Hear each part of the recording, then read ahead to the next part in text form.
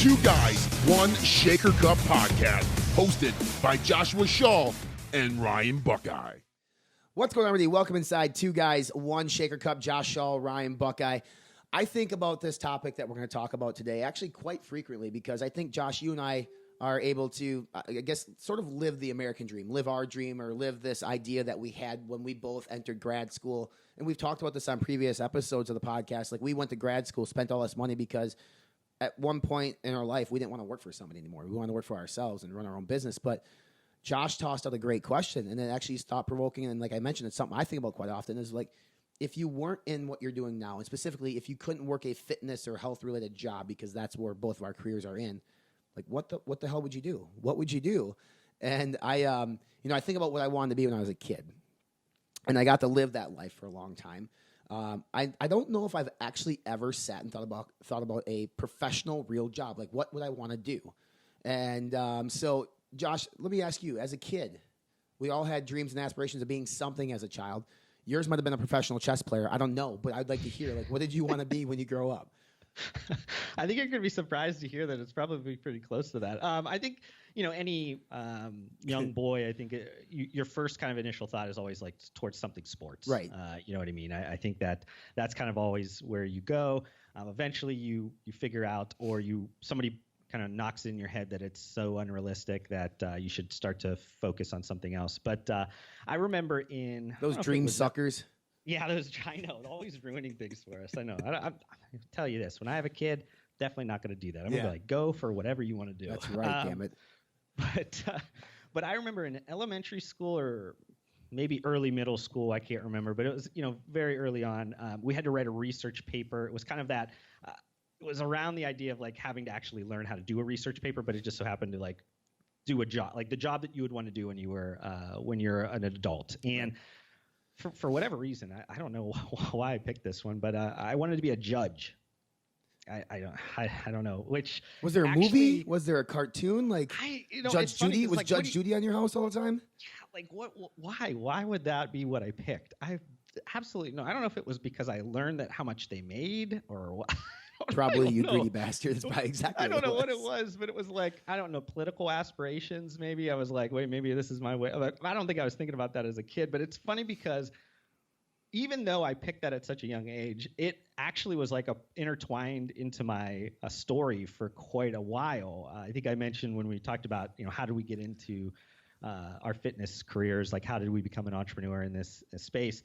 I talked about how, I went to the law school exams and whatever. Mm-hmm. So I was still kind of on that track even in my early 20s. So it was kind of, from probably over a decade for some reason, I was on this kick about law. I kind of was going totally to the extreme of it, being a judge when I was a kid. But even as recent as, a decade ago, I was still thinking about being some aspect of an attorney. So close to being a chess master, but maybe a little bit different. Yeah, I mean, especially if you would become an attorney, you'd have to make those checkmates all the time in your closing arguments, my friend. You would definitely do it. I mean, and I think about it now, like what you do in your consulting business, like knowing business law is very important. So you still kind of incorporate some of like that law into what you do. I mean, obviously, what you can and cannot do in terms of business. You have to provide the correct information as possible.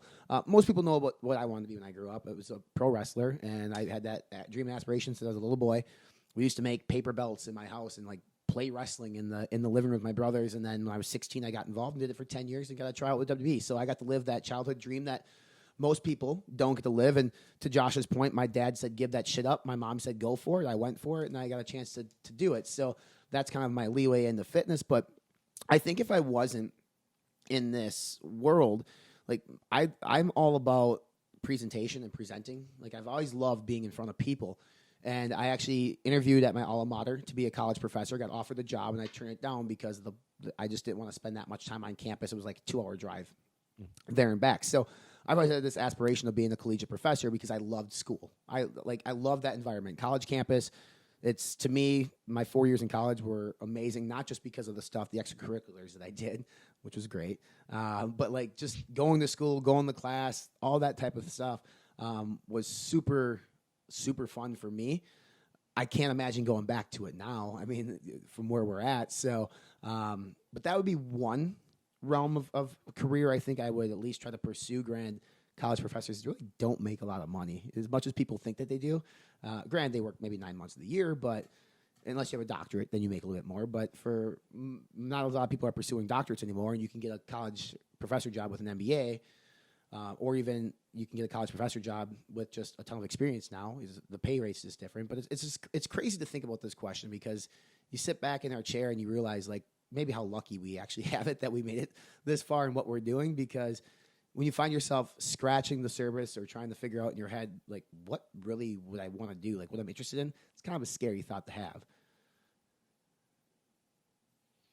Yeah, I think that for me, it's probably a little bit easier. I think just because though the categories of business that I deal in is, the things that could be geared towards like fitness related or health related type of items.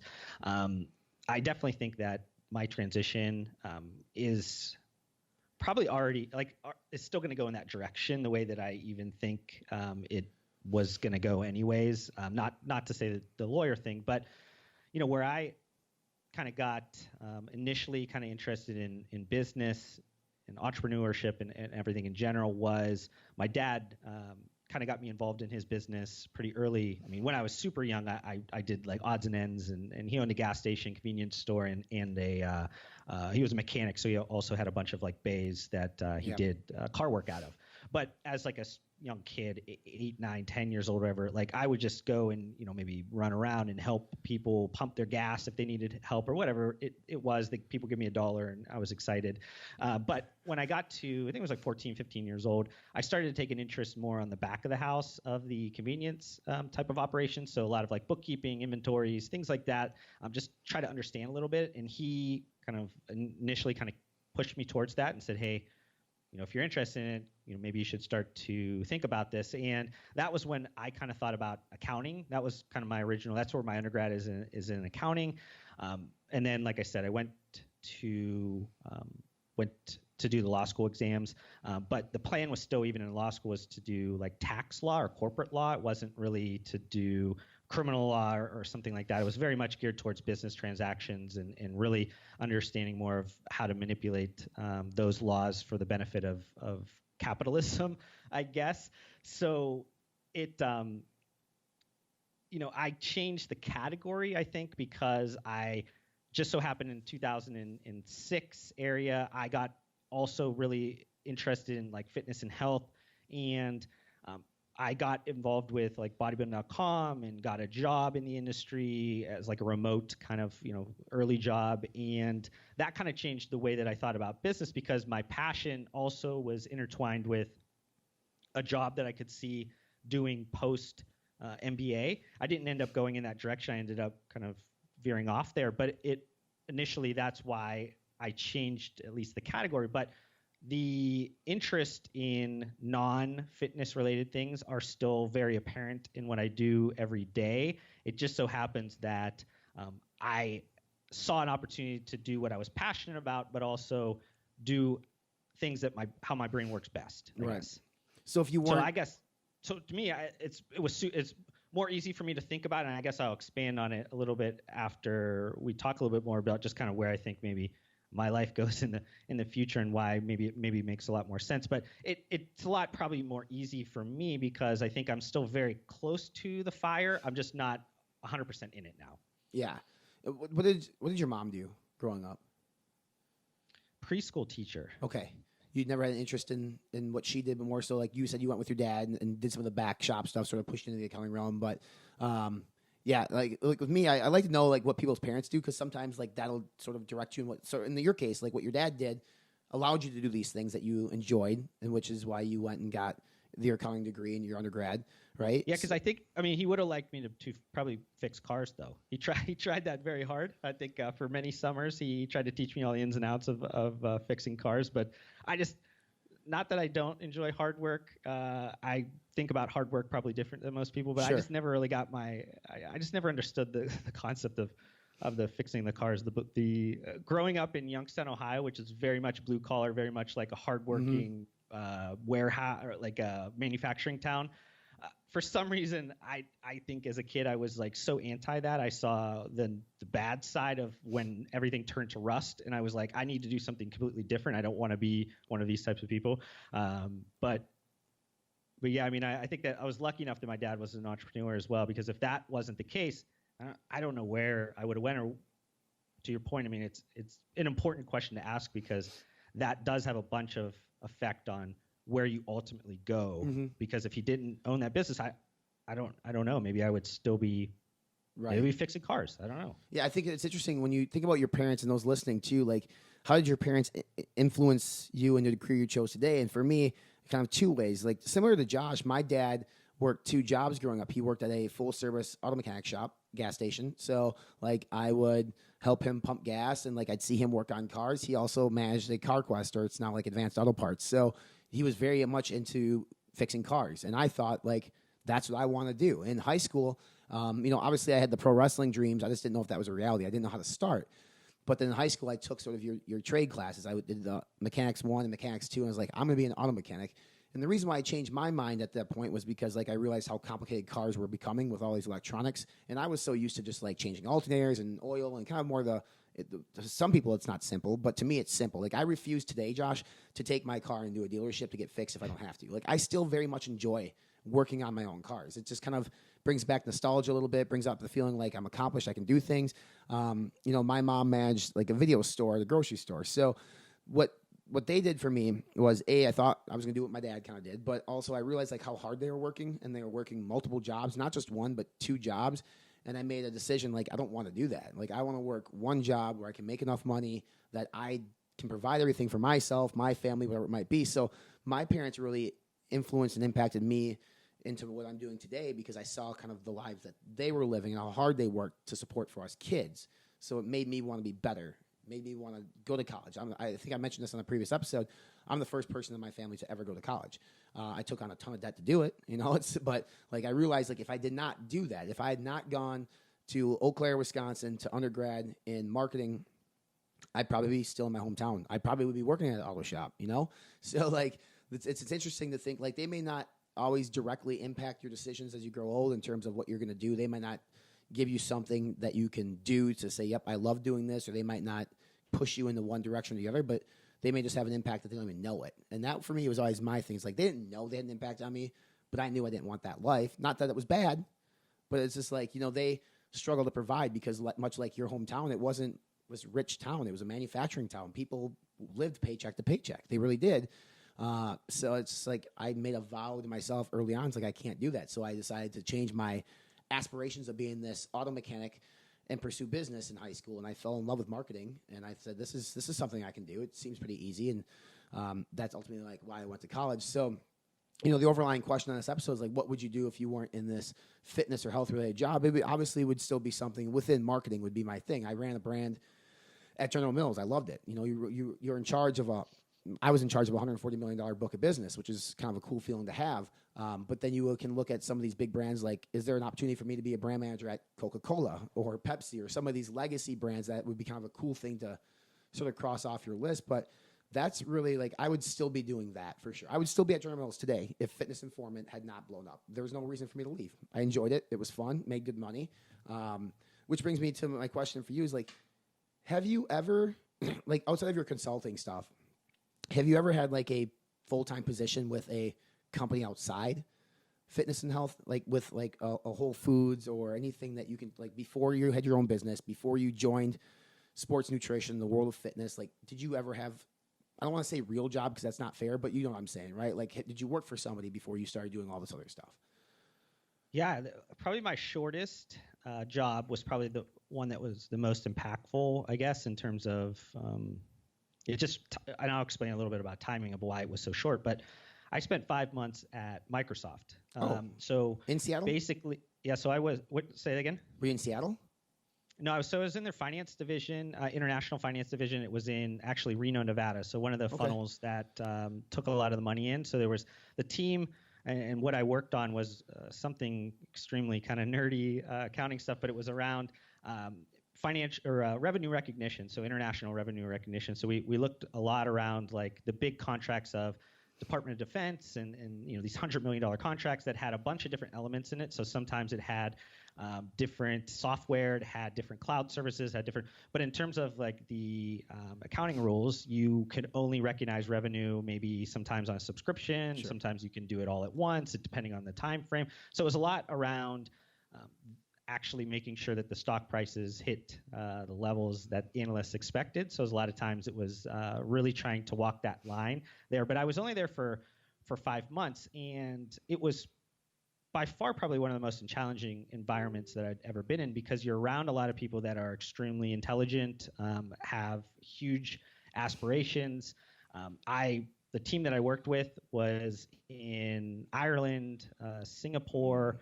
There were some people in Washington, in Nevada, and I think one other place I can't remember. But it was so I was also around a lot of different ideologies, different ways of doing business, having to walk the tightrope on those types of different areas. So it was very challenging, very exciting, whatever. The actual work that I was doing was not the most interesting because it was very much specialized towards what I was doing. So I think that I didn't leave because of that. I actually left because Muscle Farm actually was looking for somebody like me that could kind of blend a bunch of different things together. And it just so happened that they came calling, and I was only at Microsoft for about 5 months. So I had to make the decision, which was one of those decisions that a lot of people questioned me on, because they see you're working at Microsoft, you're making, X amount of dollars, which is a lot of money. You have all these different, options and healthcare and different benefits at the campus that you can basically get everything done for you, and you don't have to worry about it.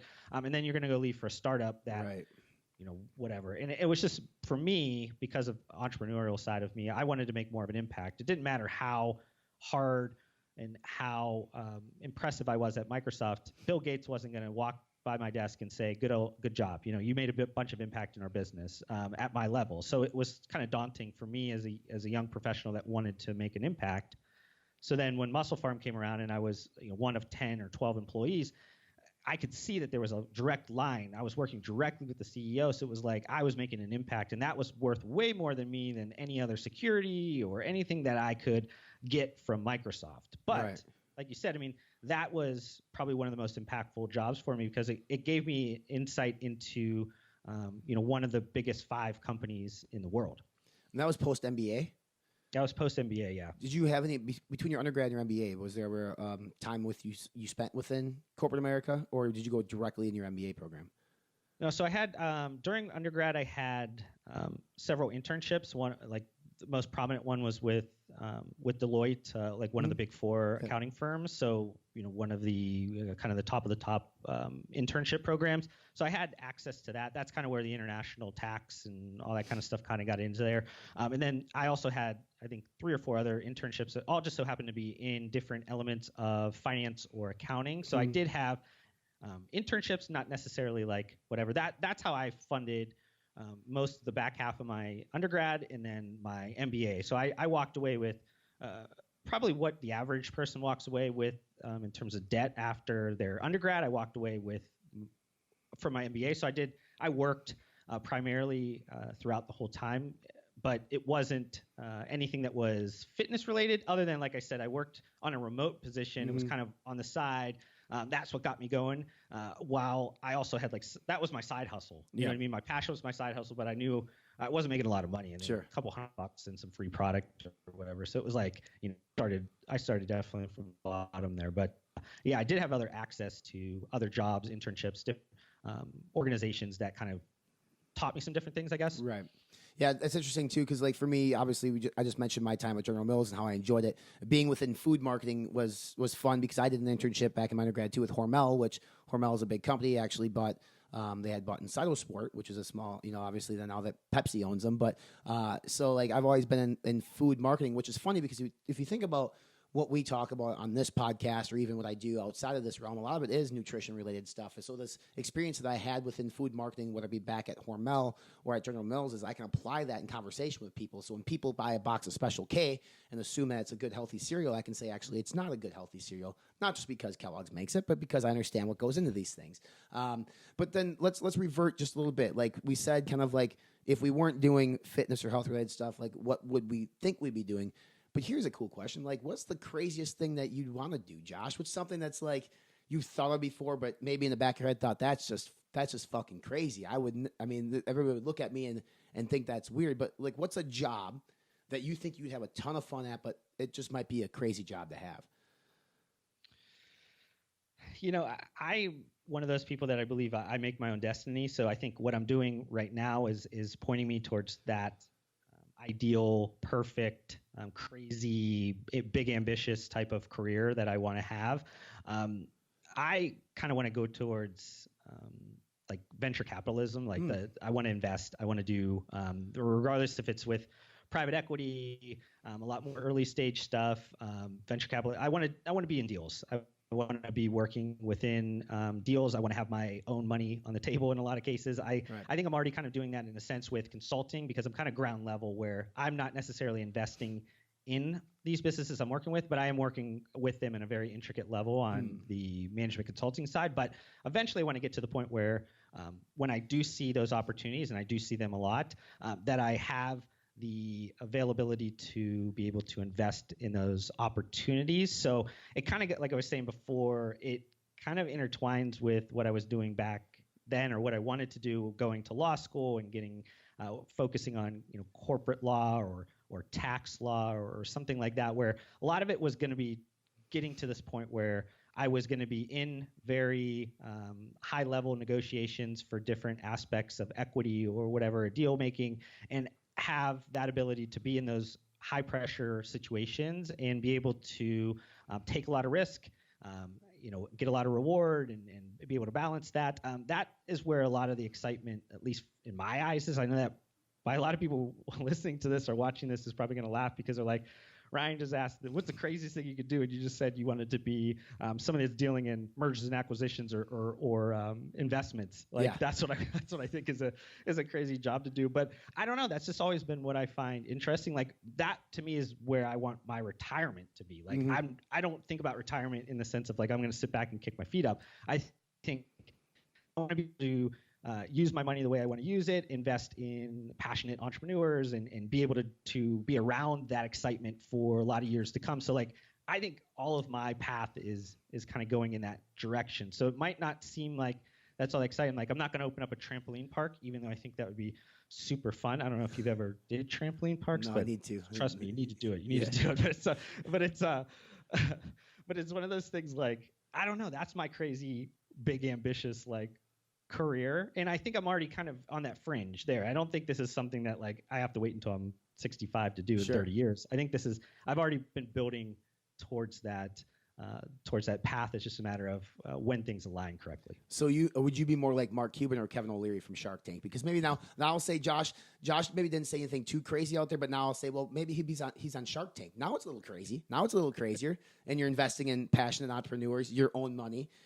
In that sense. So if you're the next Kevin O'Leary and you can drink wine, own wine companies, and make a shit ton of money, that's a pretty cool gig, man. I would say I'm definitely probably more geared towards like Mark Cuban because I'm not super refined. I don't like fancy things. I'm just like Mark's a guy from Pittsburgh, Pennsylvania, just like a pretty laid back, at least that's how he portrays himself. I don't know. I don't know him personally, so I don't know. But I think that's just kind of how I would be. I'm not really impressed by a lot of the fancy stuff or whatever. I'm more just interested in doing really cool shit. And I think that access to other people that are passionate doing cool shit, like if you have access to that and you have a lot of access to that, to me, that's super exciting. So that's where kind of my head is at. So it's probably a different thing than most people, if we ask that question to, would answer it. But maybe that's really telling of me. I don't know. Josh says he's not a guy who likes fancy shit, but yet the backdrop to his video is a nice, cute green grass thing that seems super fancy, Josh. I mean, mine. I'm sitting here thinking about this, like, this is going to sound really crazy, and it is. But I have an obsession with, like, Hollywood, and I've never been there. You know, obviously being in wrestling, I've always liked this concept of acting, and I absolutely love movies. I love everything behind acting, but I really, don't laugh at me, but like a show like Vanderpump Rules I think it's on Bravo. It's like a reality TV show, right? There's a guy on there named Jax, and I watch him, and I'm like, I want his life. I want that. That's something that I would do crazy, because I feel like every day I'm like living in a movie and like a reality show for what I'm doing, and it's fun. And like I watch that show, and people listening to this probably like, God, Ryan, you're a fucking moron. But you know, I want to be able. I would be a reality TV show star, man. I think it'd be great. I think it would be like, I think of back in the day when Real World was on and The Miz was on, and like how cool that guy was. Like, I want to be that cool guy in this reality show. I want to be the guy that with no strings attached can do whatever he wants. That MTV's always gonna have my back and bail me out of jail. Like, that would be me just being a kid again. And I think that's what reality TV show stars are. I mean, obviously it's scripted, but it looks fun. It looks fucking fun and crazy. And obviously, like, that's probably not attainable for someone like me, and that's not like my end all be all goal like yours. That's just if I could do something different that I hadn't done before, like that would be something that I would look to do, because I think it looks and seems really awesome. But what I think I'm going to do, like, is you have this, you think you're getting into venture capitalists, and you no doubt in my mind you probably will. You know, me, obviously I have this company outside of this that I could do for the rest of my life. I guess I have not thought in long term, like, what I want to do. Like, obviously there's that idea of like staying within health and fitness and maybe opening up sort of a functional food, dietary supplement, something company at some point. But man, I'm just having a good time doing what I'm doing now. So like, I think you being a venture capitalist is not too far off, like you said, from what you're currently doing. And I think whatever my end goal is in before I retire, it's going to be something similar to what I do now, whether it be dietary supplements, functional food. I don't know. Maybe I'll develop a brand new sea salt tomorrow, and I'll make a new sea salt company. Like those type. Then I'm back into like food, but it's still health related. So I think intertwining branding with fitness and health is where I'm going to end up, and that's what I'm doing now. But I think it'll be much bigger. I always have this thing I talk to my wife about. Like, I'm building this empire. Like, I want to build an empire in which inspires people and helps people live better versions of their life. So that means health and fitness or food or whatever it might be. So it's not crazy by any means. It's just patience and takes time to get there. As we close up this conversation, and I know this was more of like an informal, which was actually a lot of fun. I really enjoyed this episode because it wasn't necessarily like trying to prove a point with one another or point to the listening audience, but it gave the audience maybe to understand a little bit more about you and I as a person, as a people. And we've talked about personal brands here on this show before, and this was a great opportunity. Looking back on your career, whether it be school, business, was there ever a decision that you made that you wish you'd have made something else? Like, you took a left when you probably should have taken a right. I don't know. I mean, I think that the one big decision that I made at least in college, was that decision not to go to law school. I still think about it probably more than I should, because I believe it was not necessarily because I feel like I missed the boat on being a lawyer or an attorney. It's more from, I believe it was going to be a very good challenge for me. I think it's one of those environments that is very competitive. And I kind of look back at that, or even looking back at the way that I kind of chose to continue my MBA at the same university I went to get my undergrad. That was more a timing thing because of taking the law school exam and kind of being so behind the boat before I had to apply for business school, that it just so happened to be easier just for me to do it where they already kind of knew my grades and right. Everything like that. But it's looking back and saying, should I have maybe tried to go to Harvard Business School or Stanford Business School or something that would have put me in a much more challenging setting. I think that I still think about that today. Like I put those on very high kind of standards in terms of competition. I love competition. It's one of those things that really is a part of my life. And I think I missed out on that boat. I wish I probably would have went in that direction. But I mean, it worked out the way it worked out. And then I think that now I view college in a totally different way because of where our society is kind of going, and that now as a 34-year-old over a 20 2-year-old making that decision on grad school. Like I think about just self-learning and everything different. So that to me, I think is still that point where maybe should I have went that way or whatever. I don't know, but it still kind of eats away at me. Right. It's interesting because like we're very happy with where we're at now, obviously, but like how would that have changed things? Like would J. Shaw Consulting exist today if you'd gone to Harvard, or do you think you'd be at a big firm somewhere making good money? And for me, it's like I didn't take that collegiate professor job at Eau Claire. It's like I've always wanted to do that, and I never did it. So I always think about that. I always think about now too, like if I ever have downtime, which I don't even know what that means, but if I did, like would I be willing to go and teach nights at a local university? Because I always thought that'd be fun. But in a sense, I'm giving back in a totally different way. I was going to say, do you think even part of this having education, part of your platform on Fitness Informant, has to do with wanting to fulfill that role of being a teacher? Because I'll say, at least for me, I have always wanted, in a way, like to also be a college professor in a sense. And I think that is why I do so much education for the space that I do it in, because I think it's just, it fulfills some aspect or a need that I've always wanted to fulfill. And it's my own way of doing it. I think we both think about all this differently because we know we can